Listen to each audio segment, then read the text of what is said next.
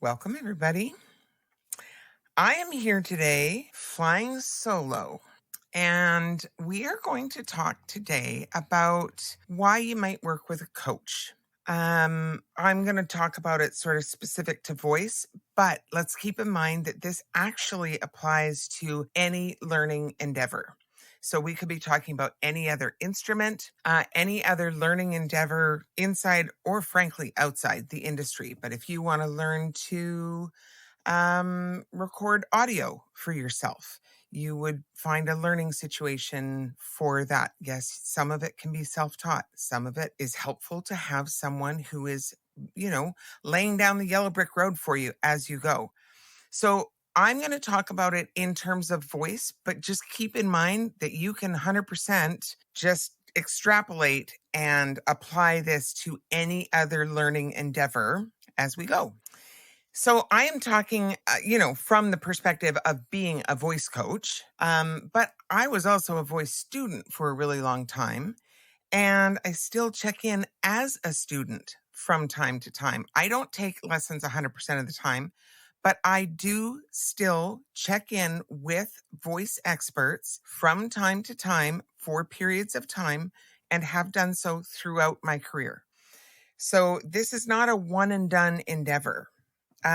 We work with coaches. So let's talk about it right from the get-go. There is tons of information out there that we can access in this day and age with the likes of the YouTubes and the Vimeo and the TikTok, frankly, and all the internets.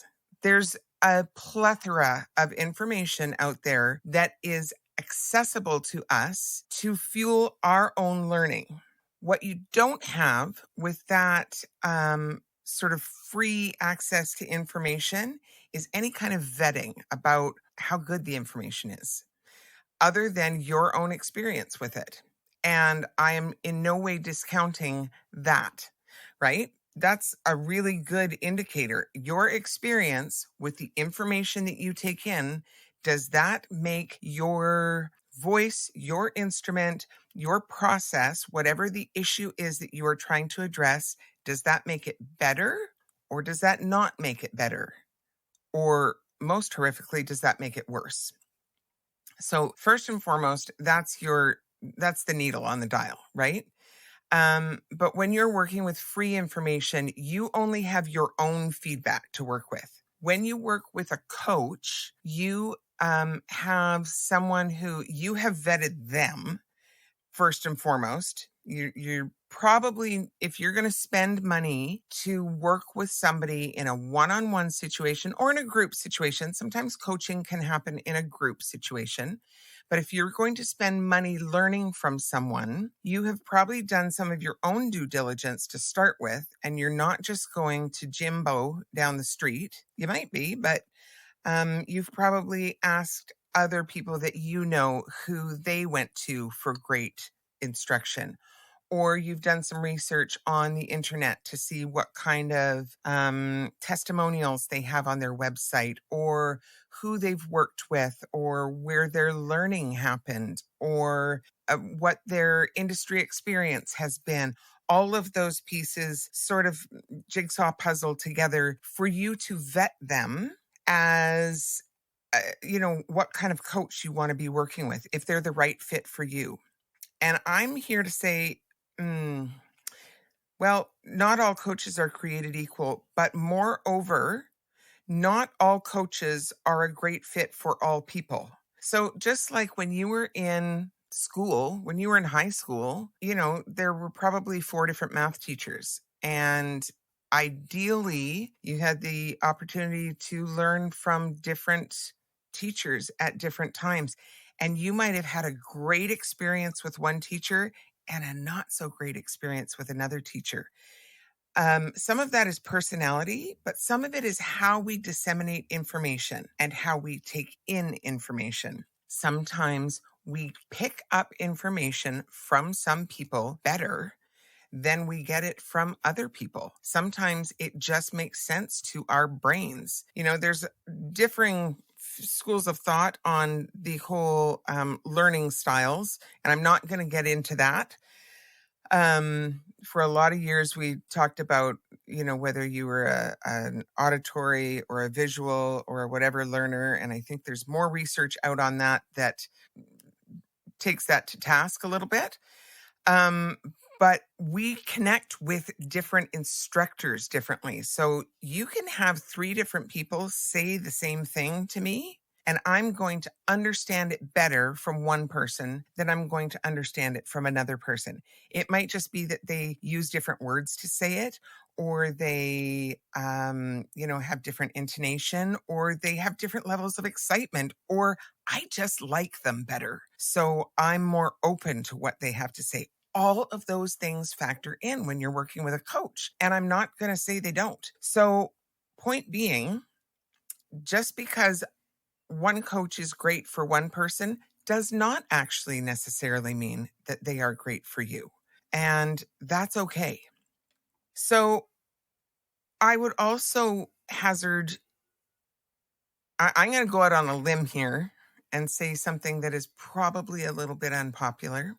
And that is that I don't think we are intended to learn from one person forevermore.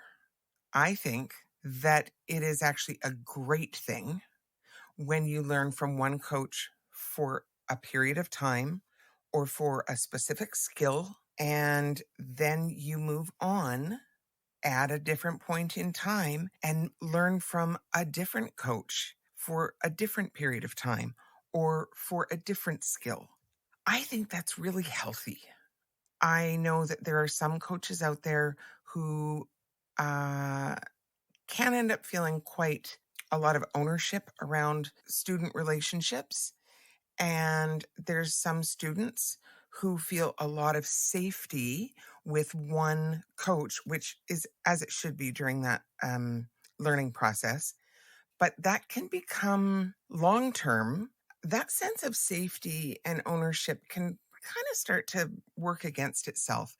If the coach feels an ownership of that student, that can become a bit detrimental. It can become somewhat limiting to that student's opportunity to learn from other sources. And if the student feels really safe with that coach, that's great, as long as that isn't at the price of learning safety in other situations as well. So, meaning sometimes we have to get uncomfortable to learn new things. Sometimes we have to get uncomfortable to develop a sense of safety in new places. So, just because I'm really comfortable with Coach A doesn't mean that I shouldn't spread my wings a little bit and down the line learn to work with Coach B. And even though it's not going to be as comfortable at first because it's new and different and a different relationship, and I have to go through all the trust building that is required at the start of a new relationship. But when you go through all those pieces, you can learn some really great things from that new coach. So I think that it's entirely appropriate and actually really good learning to learn from different people at different times in our lives. I think it can be not beneficial if you are trying to learn from too many sources at the same time, because I think you can end up working with information that argues against itself. So I think, working with multiple vocal coaches at the same time, that can be that can end up not really working in your favor. That can end up not moving you ahead. It can be a bit confusing because you might be being told different things from different sources, and it's really hard to sort of pursue one technique fully if you're being told something different at a different lesson, and you're bouncing between two things. What I do think is great is if you work with one for a stretch of time and then you want to learn a different technique or a different skill or have a different learning experience, and then you put an end to that learning relationship and you go and work with a different coach for a period of time to learn a different skill or a different technique or have a different learning relationship. That way you can fully commit to whatever that learning technique is or that new skill is without it fighting against differing information you're getting from elsewhere.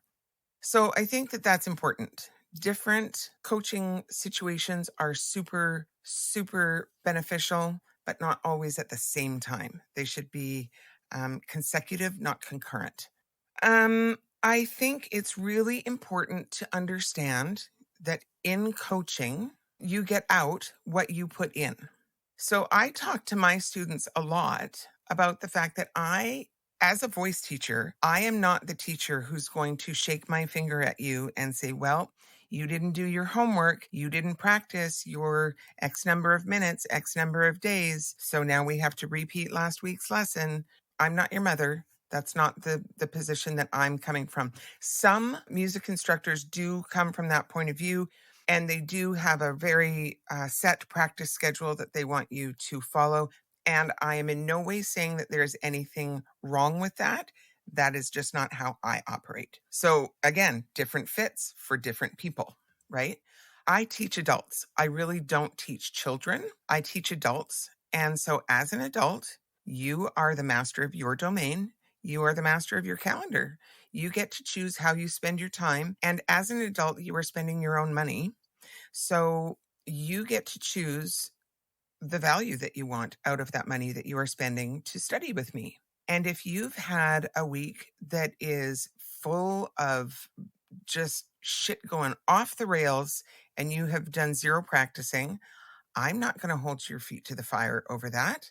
You're an adult. You know what's going on. And, we've talked about it and you understand that the next lesson is probably going to be lots of review, maybe sort of more supervised practice, less moving into new skill area. And if you do a lot of practicing on your own, we get to progress through new skill acquisition or development or expansion more quickly than if you don't do much practicing on your own.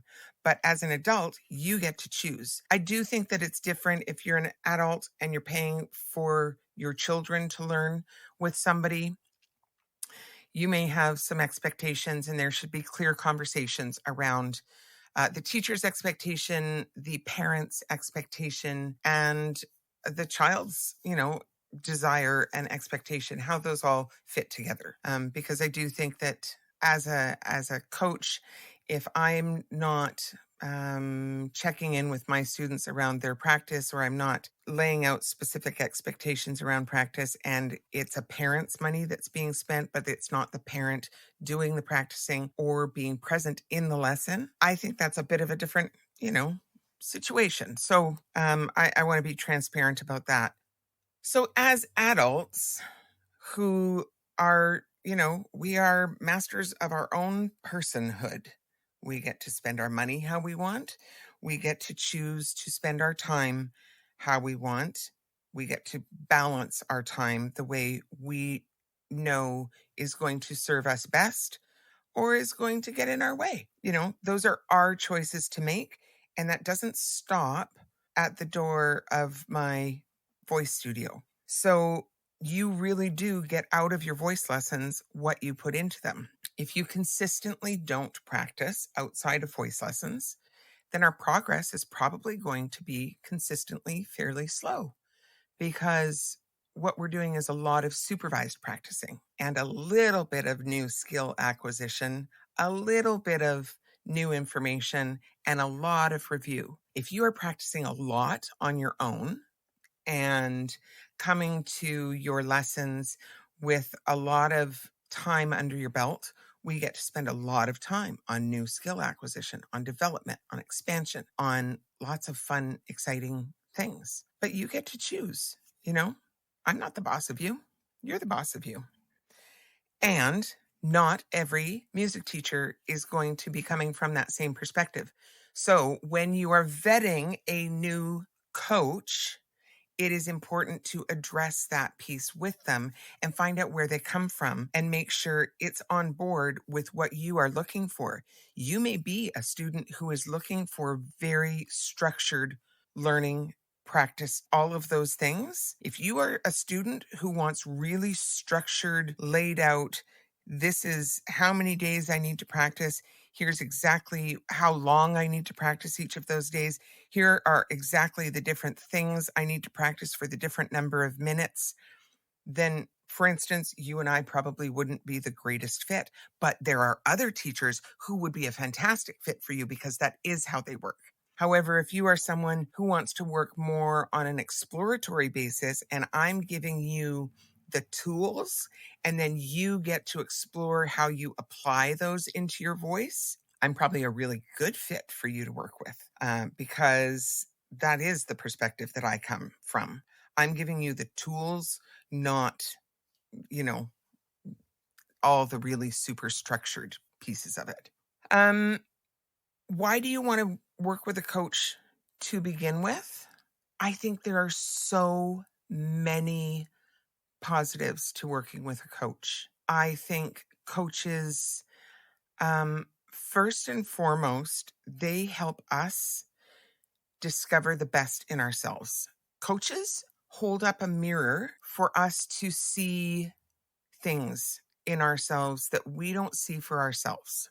And coaches they help us learn new tools to navigate the challenges that we see in that mirror. So, a good teacher / coach, and I know that there's some specifics around that terminology, actually. I mean, some people get into it where a voice teacher is going to be teaching you repertoire and music skills and vocal technique, and a voice coach is going to be maybe coaching more on performance and repertoire development and things like that.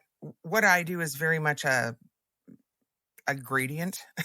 It's a bit of an umbrella of a bit of all of the above, depending on who you are as a student and what you need and what you're looking for, along with, performance coaching. And frankly, when I work with students, there ends up being some sort of life coaching that makes its way in as well, because I find it very difficult to separate out because I think there's so much overlap against what we come up against in our voices and the parallels that we see in our lives, the hurdles that we experience in our lives and the obstacles that we come up against in our voices. I think there are such strong parallels there that we end up addressing them sort of in parallel.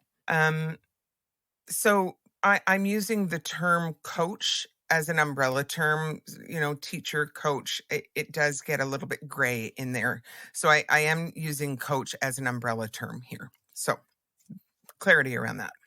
But a good coach holds up a mirror, helps us see the things that we are not seeing for ourselves, and helps us learn the tools to navigate those challenges better for ourselves.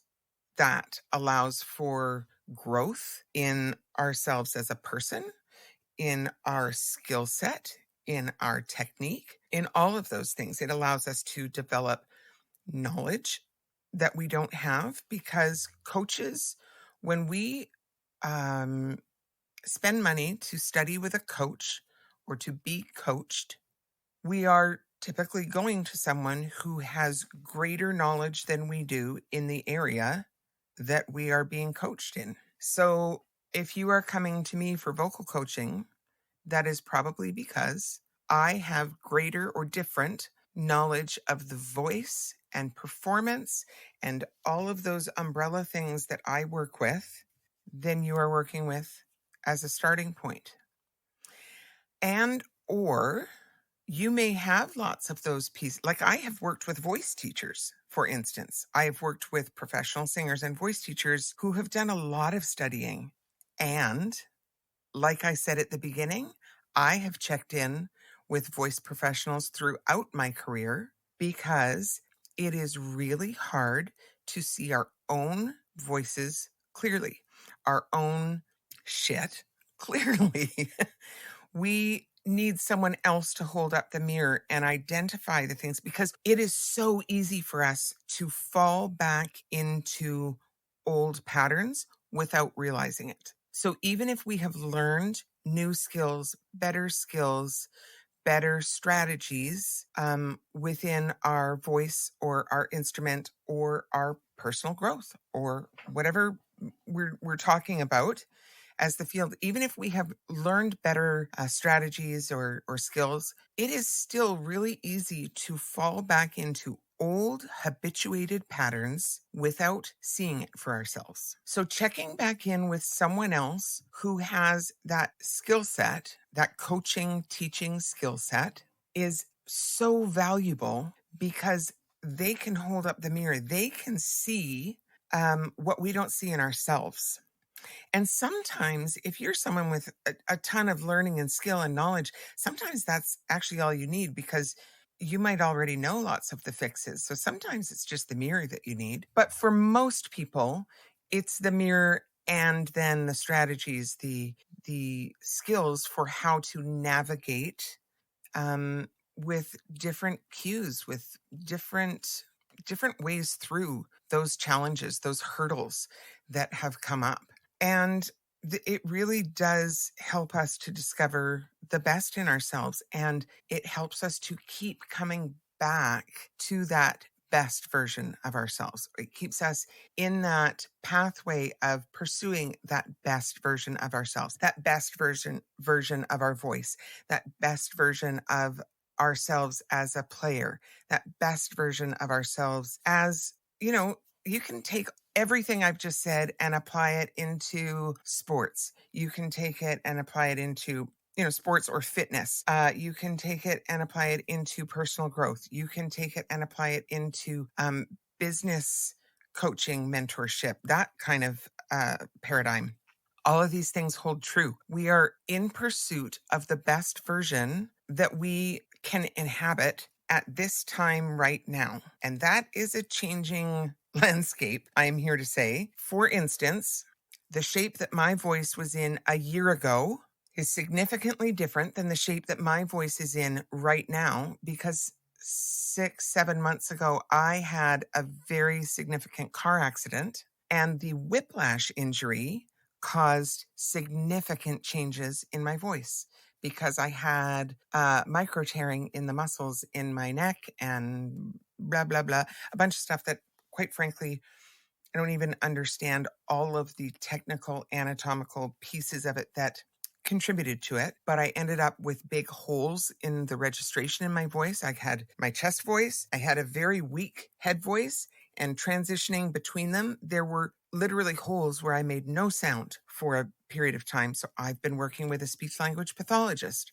So as I said, voice professionals, that can be a voice teacher, that can be a voice coach, that can be a speech language pathologist. Sometimes that is appropriate. And in my situation, that was appropriate. That and continues to be. And, I'm improving, but there are things that impact us. If you go through a big emotional upheaval in your life, I'm here to tell you that will impact your voice. I had significant vocal trauma when my mother started to get her health really started to decline and we knew that she was dying. I started to lose my voice repeatedly and significantly. Like I had sort of chronic laryngitis, and we couldn't figure out any physiological reason why. But ultimately, through working with a team of professionals, all of whom were voice professionals, but not all of whom were working specifically with my voice. Meaning they included a therapist as well, but specific to what was happening in my voice. We kind of got to the bottom of the fact that I was losing my voice because of the emotional trauma of losing my mother. So that is me here to tell you that things in our lives impact our voices. So our voice is a changing landscape.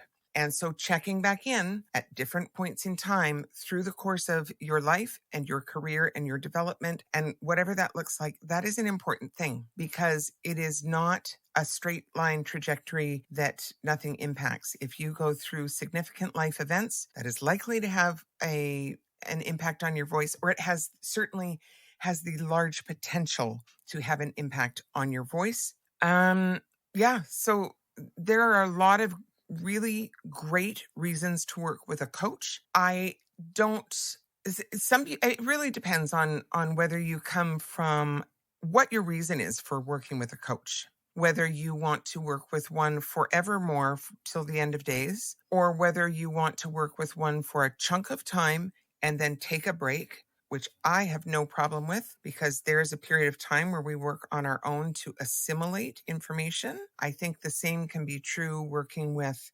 um, mental health professionals or personal growth coaches, where you do a bunch of big work and then you take some time to assimilate it and then you return to that therapy situation or coaching situation or learning situation for the next step of work. So I have no problem with, tracking it that way. So coming into your coaching and then taking a break and assimilating and then coming back to coaching, next chunk of work, and then another period of assimilation. If you are a working professional, that might look like you do a chunk of learning and then you are releasing a record and you are on the road and you are not working with your coach while you're on the road because that's your assimilation period. On the other hand, depending on your voice, and your voice and your body best, on the other hand, when you are on the road, it might be super, super important for you to continue having your coaching sessions. They just might be over Zoom instead of in person, because you are now managing your voice, performing live, 3, 4, 5, 6 nights a week, and sleeping in a van or a tour bus or sharing hotel beds with, the other people in your band, and et cetera, dealing with different, just a whole different set of parameters, and trying to manage your voice and stay healthy in your voice throughout that situational piece. It might be really important for you to have voice coaching through that period of time so that you've got your voice coach in your pocket working for you, helping you manage a difficult situation. You know your voice and your body best, and you're an adult. So you get to make these choices. But there's two different, very, very different approaches to the same period of time that can be really super useful for different people, right? And I would just like to say that it is absolutely valid and encouraged in my book to be in coaching when it works for you at any and every level of learning. So, talking about voice specifically, we have beginner students who have maybe never sung before, but it's always been a dream of theirs to sing. Maybe they want to sing in the church choir. Maybe they want to sing in the community choir. Maybe they just want to be able to get up and sing karaoke with their friends without feeling shy and embarrassed. They just want more confidence in that. Maybe they don't want any of those things. It's just been a closet dream. And so they want to do that. And it's part of their own self-care and investing in something that makes their heart happy. We have avocational students who are, hobbyists. They love singing. They do it, but it's never going to be a career path, but it's, they've been doing it for a while and they're going to keep doing it and they love it and they just want to do it because it's important and they enjoy developing the skill. Just like somebody might take tennis lessons because they like playing tennis and they like being better at it, but they're never going pro. Same thing. It's a way to invest in ourselves. Some people are aspiring to be professional musicians, but they're not there yet. So these are people who are maybe pursuing an independent artist career, or they are pursuing a record deal. They're maybe DIYing a career right now. But, this is plan A, is to make it big with their voice as their main tool of the trade. And then we have signed professionals who are, working with record labels or have started their own label. So, it's technically, or they're on an indie label or whatever, but they are they have a thriving career, uh, and this is their bread and butter. They're bringing in the dollars and making the monies with their voice. And we have another category of people who show up in voice lessons more than you'd think. And those are people who have nothing to do with music whatsoever, or music is so secondary, but they use their voice professionally in their job, not musically, but they speak a shit ton. So this is people like lawyers, doctors, teachers, salespeople, people like this who talk all the time, politicians, people, public speakers, people who talk all the time, who need to get the best out of their voice, whose voices need to work for them, and who really, really need to, or it is in their best interest to invest in their instrument, in their voice, in order to get the best out of it to support their career, to make sure it lasts throughout the day. On a heavy speaking day, let me tell you, teachers lose their voices a shit ton because they're standing up in front of a classroom full of children who typically are noisy, and they're trying to talk over a noisy classroom for, 6-7 hours a day. By the end of that day, voice strain is a very real thing. And there are a number of teachers who experience significant voice strain and actually even sometimes have to take time off of work to recover from serious voice strain. So making sure that your voice lasts the day, the period of time. So like, if you are public speaking is your thing and you've got a speaking tour. So we've got the day, the time period, like, the speaking tour. So maybe you've got a month's worth of gigs that are all pretty back to back. And then we've got the longevity of your career. All three of those different kinds of time periods, day to day, the touring time period, or that sort of pocket time period, and then the longevity of your whole career. Each of those are a little bit different, but they all require the same management skills and voice care. And those are significant pieces. And it is a totally worthwhile thing to invest in yourself, in your voice care, to support your career and your vocal health. So there we go. I think that I have come through a lot of different reasons that we work with vocal coaches, different kinds of students that work with vocal coaches, what you can expect to get out of a coaching experience, what you want to do when you are vetting a coach, when you are choosing between different coaches. The one thing I didn't mention is there are lots of different price points out there, and some people choose on price point. Some people choose on accessibility, on flexibility, on the scheduling potential. Different teachers have different scheduling options. Different things matter to different people. At the end of the day, all of those things matter. I'm not discounting any of them. At the end of the day, you need to work with a teacher, a coach that you click with, that makes sense to you, where your personalities work together. If you are working with a teacher where it just always feels abrasive, or that's not the right fit for you, and there's a million other teachers out there. So don't feel like you have to stay with someone just because. Most teachers will offer some sort of an initial fit session, or so my intake process, I offer a complimentary Zoom call. So that's about a 20-minute call, 20-minute call. We just chat, we get to know each other. I tell you a bit about my teaching, how my studio works. You ask me any questions that we want. I find a bit about what you're looking for in lessons. And it's like the first step in figuring out if we think we're probably a good fit to work together.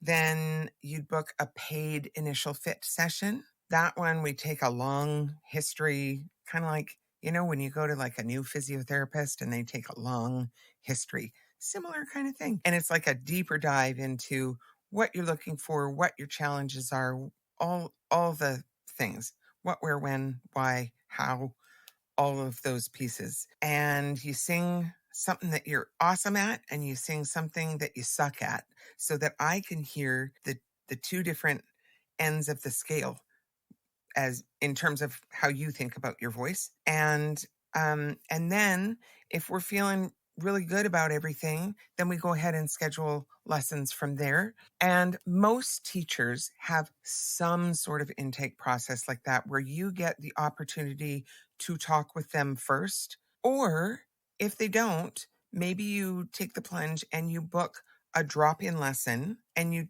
commit to taking one lesson with a coach to see if it feels like a good fit for you. And I encourage you to make sure that you are with a coach for whom it feels like a good fit.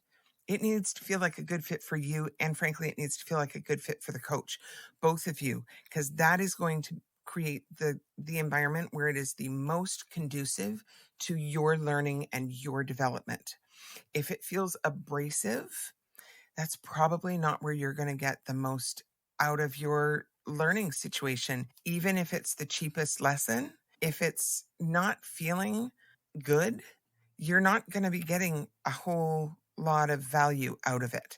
So, I just encourage you to look at that. Price point, I get it, but price point, it's really not everything. There's a lot of other things to consider as well.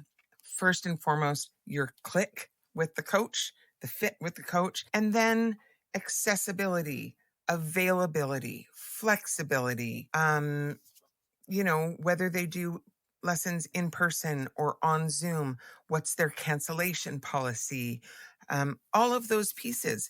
Different things matter to different people. And so there is no one and done answer to that is a one size fits all for everybody. But you want to find the teacher where those things do feel like a good fit for you, where you do feel like you can respect their policies. If they've got, a very specific cancellation policy, you need to be able to respect that because that's in place for a reason. And, all of those bits and pieces, right? So if you have any other questions about coaching or why you would work with a coach or what to look for, anything like that, in the show notes, we have a form that you can head to. You can fill out, for suggestions for things that you'd like to hear talked about on the show, questions you'd like to have answered, guests you'd like to hear interviewed, all of those things. So you can drop your questions into that form and I'll get them and we can maybe answer them in a future episode. I hope that this has been useful for you today and I will see you soon. Have a great day.